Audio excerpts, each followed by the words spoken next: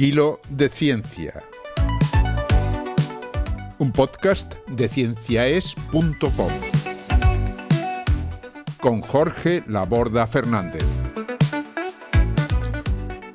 Hoy os invitamos a escuchar las batallas que no se libran, inmunidad y conducta de evitación.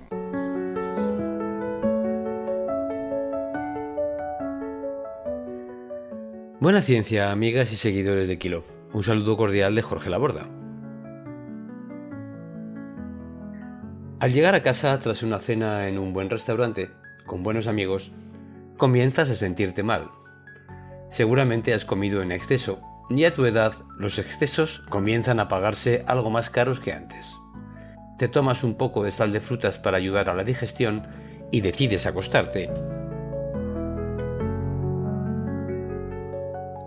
A las 3 de la mañana te despiertas con gran malestar, dolor de vientre y náuseas. Te diriges lo más rápidamente posible al cuarto de baño y consigues vomitar en el lavabo evitando manchar el parqué del pasillo. Algo que has comido se encontraba en mal estado y estás sufriendo una intoxicación o infección alimentaria. Afortunadamente, después de vomitar, te sientes mucho mejor y tras lavarte los dientes para neutralizar el mal sabor y el ácido del estómago que puede dañar tu dentadura, puedes volver a la cama y conciliar de nuevo el sueño. A la mañana siguiente concluyes que probablemente alguna de las gambas que comiste fue la culpable. Detectaste un extraño olor, pero no le diste la importancia que hubiera sido deseable. Las gambas estaban muy sabrosas de todas formas. No obstante, decides no volver a ese restaurante nunca más e intentas evitar comer gambas, incluso pensar en ellas, durante los siguientes días o semanas, aunque aparenten estar completamente frescas. De manera probablemente inconsciente, has aprendido a evitar un alimento que puede resultar tóxico, en lugar de nutritivo.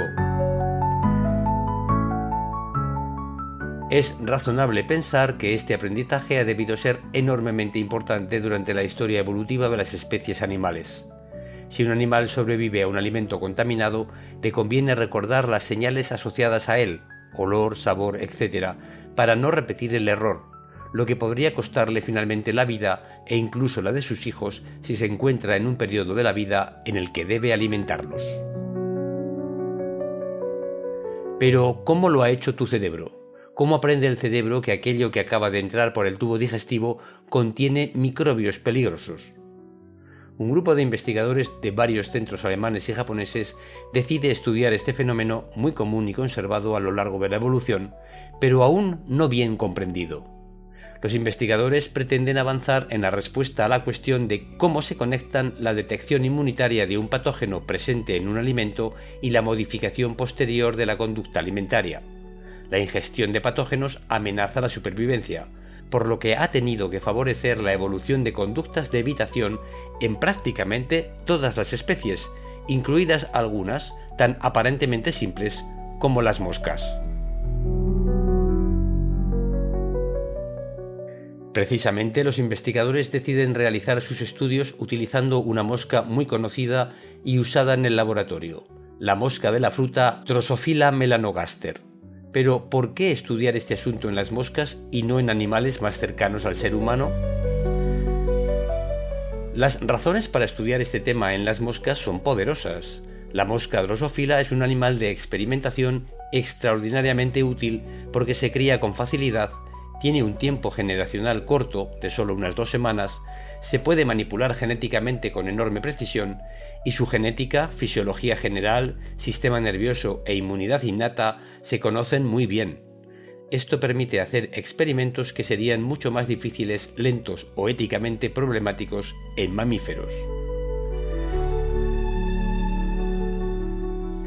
Además de las anteriores, existe en este caso una razón adicional muy importante. La conducta de evitación frente a patógenos es muy antigua, fundamental y probablemente conservada a lo largo de la evolución desde que aparecieron los primeros animales complejos. Se trata de una conducta que respeta una regla básica de supervivencia. Si algo me infecta o me intoxica, debo aprender a evitarlo, o no sobreviviré ni podré reproducirme.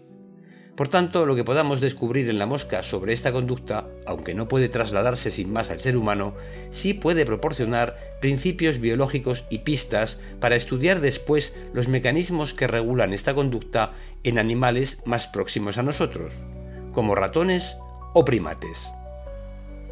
Además, la detección de bacterias patógenas por el sistema inmunitario innato está igualmente muy conservada a lo largo de la evolución.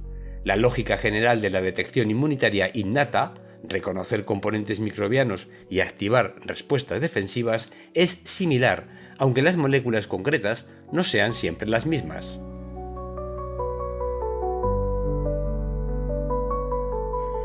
Un aspecto muy interesante relatado por los investigadores es que las moscas no manifiestan un instinto de evitación, es decir, no muestran un comportamiento innato, incorporado desde el nacimiento en su sistema nervioso por acción de sus genes. De hecho, las moscas parecen preferir inicialmente, de manera innata, alimento contaminado con una cepa patógena de Pseudomonas entomóphila, en lugar de alimento contaminado con una cepa no patógena del mismo microorganismo. Sin embargo, una vez han probado el alimento contaminado con la cepa patógena, cambian su conducta y prefieren el alimento contaminado con la cepa no patógena frente al alimento contaminado con la cepa peligrosa. Entre paréntesis, esta situación resulta sorprendente considerando el papel que el instinto desempeña en el comportamiento innato de todos los insectos, que nacen con programas de conducta muy eficaces para caminar, volar, alimentarse, reproducirse o, en especies sociales, construir estructuras complejas como panales u hormigueros. Resulta por ello asombroso que tengan que aprender a evitar un alimento peligroso. Probablemente esto se debe a que, mientras los comportamientos vitales mencionados antes son pocos y están bien establecidos para permitir la supervivencia y reproducción, la cantidad de patógenos posibles es elevada y el instinto no es suficiente para evitarlos a todos. Por ello, puede resultar más eficaz confiar parte de esta evitación al aprendizaje dependiente de la experiencia que codificar una respuesta innata rígida frente a cada peligro posible. Sin embargo, esta idea no está demostrada y es solo una posibilidad para explicar las observaciones. Los autores del trabajo demuestran además que este aprendizaje no depende del sabor del alimento. Los científicos comprobaron que las moscas extendían su probóscide ante disoluciones con bacterias dañinas y no dañinas, y que cuando inhibían el funcionamiento de las neuronas del gusto amargo, es decir, impedían a las moscas detectar este sabor, esto no eliminó la conducta de evitación. Por consiguiente, permíteme la broma, parece que esta no depende de que las moscas se mosqueen al detectar un sabor desagradable.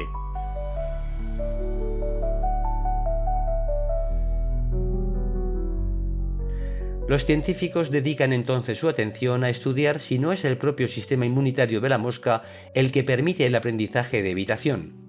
Muchas células y tejidos de los animales poseen detectores capaces de reconocer moléculas características de los microbios. Entre estas se encuentran, en particular, el llamado péptidoglucano, propio de las bacterias.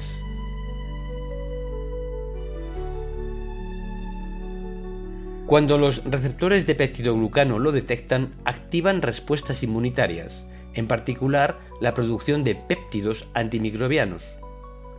En el artículo, los autores muestran que estas moléculas, que son trocitos de proteínas, no solo matan o frenan a los microbios, también son necesarias para que la mosca aprenda a evitar el alimento contaminado.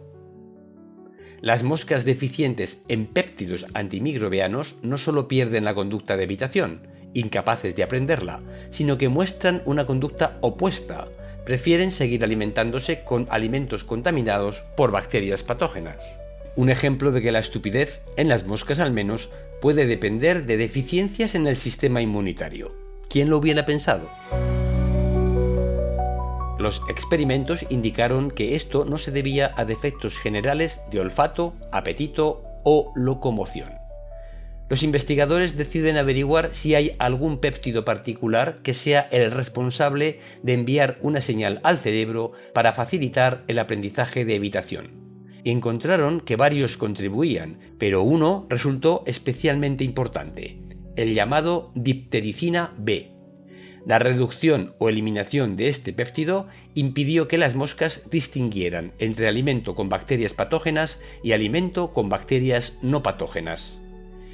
¿En qué tejidos u órganos era necesaria la acción de este péptido para que se produjera la conducta de evitación? Es al intentar responder esta pregunta cuando surge el descubrimiento inesperado. Resultó que el péptido no era necesario solo en neuronas, sino también en las células del llamado cuerpo graso. El nombre cuerpo graso puede inducir a error. En los insectos este órgano no es solo un depósito de grasa, es un órgano metabólico, endocrino e inmunitario, comparable en sus funciones en parte al tejido adiposo y al hígado de los mamíferos. Produce moléculas defensivas, almacena nutrientes y envía señales del estado nutricional y defensivo al resto del organismo. Se encuentra distribuido en varias partes del cuerpo de los insectos, pero una parte importante del mismo se encuentra muy cerca del cerebro y se comunica con este. Los científicos identifican neuronas que producen y liberan el neurotransmisor octopamina, considerada en insectos un análogo funcional de la noradrenalina de los mamíferos. Estas neuronas están conectadas con el cuerpo graso y detectan señales del microorganismo patógeno mediante receptores inmunitarios. Con la octopamina producida, estas neuronas estimulan el cuerpo graso, en particular la parte cercana al esófago del animal, y esta estimulación es necesaria para el aprendizaje de evitación. Estos datos indican que la mosca desarrolla una especie de conversación neuroinmunometabólica entre el paso del alimento por el esófago, las neuronas que detectan señales bacterianas y el tejido graso que responde a la señal nerviosa. ¿Y cómo responde el cuerpo graso a esta señal? Los autores encontraron el inesperado hallazgo de que el cuerpo graso produce el conocido neurotransmisor dopamina, que es también producido por ciertas neuronas. Para analizar la importancia de la producción de este neurotransmisor por el cuerpo graso, los científicos bloquearon su producción en la parte de este cuerpo localizada en la cabeza. Las moscas manipuladas de este modo fueron incapaces de aprender la conducta de evitación. Sin embargo, impedir la producción de dopamina por las neuronas que también la producen no ejerció ningún efecto. Así pues, en este sistema experimental de moscas de laboratorio, la dopamina producida por el cuerpo graso resulta necesaria para que se establezca la conducta de evitación, mientras que la dopamina producida por las neuronas dopaminérgicas clásicas no parece ser imprescindible. Los científicos averiguaron igualmente que los cuerpos pedunculados de la mosca son fundamentales también para el aprendizaje de la conducta de evitación. Estos órganos son estructuras cerebrales implicadas en el aprendizaje y la memoria, especialmente en el aprendizaje olfativo. La dopamina liberada por el cuerpo graso actúa sobre un tipo concreto de receptor llamado DOP1R1, situado en neuronas de salida de los cuerpos pedunculados. Estas neuronas ayudan a transformar la información olfativa en conducta. Tras la mala experiencia con el patógeno, la respuesta al olor bacteriano cambia. Lo que antes podía atraer a la mosca para comer alimento pasa a favorecer la evitación de ese mismo alimento. Estos hallazgos, aun obtenidos en un organismo tan pequeño y alejado de nosotros como la mosca de laboratorio, indican que la defensa frente a los microorganismos no es solo una función del sistema inmunitario, sino una función desempeñada por varios órganos en coordinación, entre los que se encuentran órganos reguladores del metabolismo como el cuerpo graso. El sistema inmunitario no es solo un ejército microscópico de células que combate virus, bacterias, hongos o parásitos cuando ya han entrado en el cuerpo. También puede actuar como un sistema de información. Detecta peligro biológico y transmite esa información a circuitos nerviosos capaces de modificar el comportamiento para evitar que esos microorganismos puedan volver a penetrar en el organismo por vía de la ingesta de alimento en mal estado. El sistema inmunitario no se limita a ganar batallas bioquímicas contra los microbios, también puede permitir ganar la batalla más eficaz de todas, la que no es necesario librar porque evitamos exponernos al enemigo. Sin embargo, es aún pronto para afirmar que los seres humanos y otros mamíferos posean un circuito equivalente al descrito en Drosophila. Sí sabemos que la inmunidad, metabolismo, tejido adiposo y sistema nervioso mantienen una comunicación estrecha también en mamíferos. Aunque no somos moscas, compartimos con ellas principios biológicos antiguos, además de las ganas de volar. La mosca no es obviamente una versión reducida del ser humano, pero sí es una herramienta de estudio para descubrir mecanismos que luego pueden buscarse, corregidos y aumentados en organismos más próximos a nosotros y en nosotros mismos. Habrá que esperar a estudios más avanzados para poder afirmarlo, pero es ya tentador especular con la idea de que quizá parte de nuestras manías alimentarias, de nuestras repugnancias y de nuestras precauciones no procedan solo de la cultura, de la memoria consciente o del sentido común. Tal vez en algunos casos sean el eco de una conversación inconsciente mucho más antigua entre microbios, el sistema inmunitario, el tejido adiposo y nuestro querido cerebro. Una conversación que comenzó mucho antes de que existieran los humanos y que una humilde mosca nos está ayudando a escuchar y a comprender. Y hasta aquí el programa de hoy. Como siempre me despido con los mejores deseos, que los buenos anticuerpos y los buenos alimentos os acompañen y buena ciencia. Hasta el próximo programa. Adiós. Han escuchado ustedes a Jorge Laborda en Kilo de Ciencia, un podcast de cienciaes.com que se elabora gracias a vuestras donaciones. Si deseas colaborar, visita nuestra web y pulsa el botón de donar. cienciaes.com. Ciencia para escuchar.